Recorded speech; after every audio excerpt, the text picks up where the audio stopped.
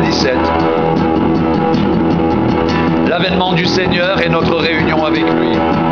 Pour ce qui concerne l'avènement de notre Seigneur Jésus-Christ et notre réunion avec lui, nous vous prions, frères, de ne pas vous laisser facilement ébranler dans votre bon sens et de ne pas vous laisser troubler, soit par quelque inspiration, soit par quelques paroles ou par quelques lettres qu'on dirait venir de nous, comme si le jour du Seigneur était déjà là.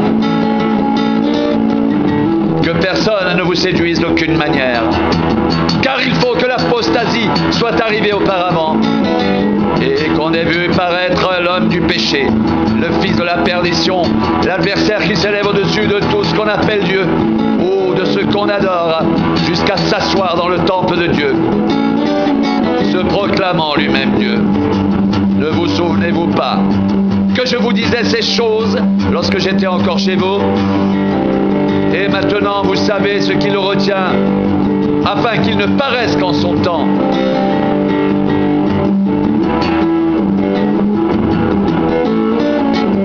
Car le mystère de l'iniquité agit déjà. Il faut seulement que celui qui le retient encore ait disparu, et alors paraîtra l'impie que le Seigneur Jésus détruira par le souffle de sa bouche et qu'il anéantira par l'éclat de son avènement.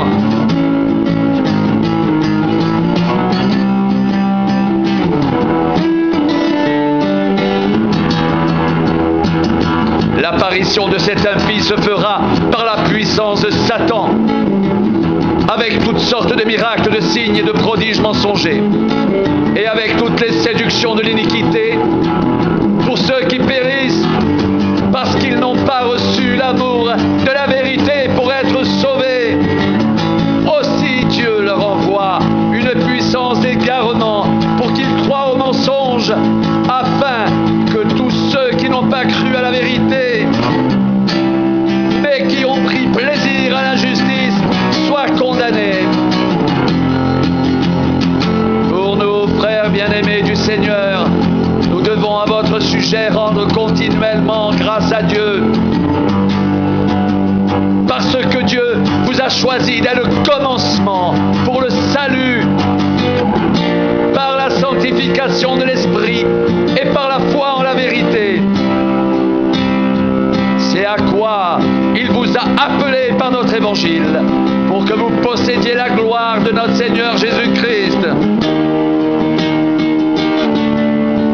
Ainsi donc, frères, demeurez fermes et retenez les instructions que vous avez reçues, soit par notre parole, soit par notre lettre. Que notre Seigneur Jésus-Christ lui-même et Dieu notre Père, qui nous a aimés et nous a donné par sa grâce une consolation éternelle et une bonne espérance, console vos cœurs et vous affermisse en toute bonne œuvre et en toute bonne parole,